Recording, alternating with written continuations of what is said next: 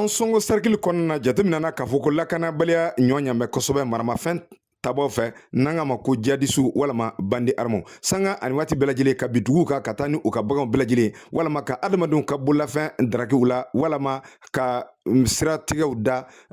min ye adamadenw ɲɛ dugu ni ɲɔgɔn cɛ dimanche don avril kalo tile 16 san 2023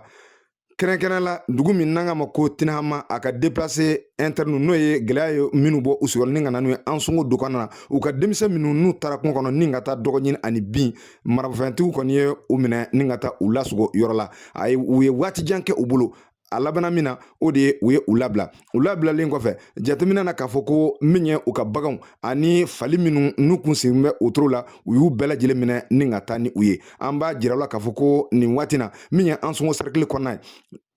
adamadenw ka balo bɛnbɛn min ma o de ye don o don bin bɛ kɛ dugu kan ni ka taa ni u ka baganw bɛɛ lajɛlen walama ka sira tigɛ maaw la k'u ka bololafɛnw bɛɛ lajɛlen minɛ u la walama ka adamaden minɛ ni ka taa n'a ye wajibilen na ala ka bɛn ani kelenya sabati an sɔngo Abdul Nasir Idrissa VOA Afrique tɔgɔ la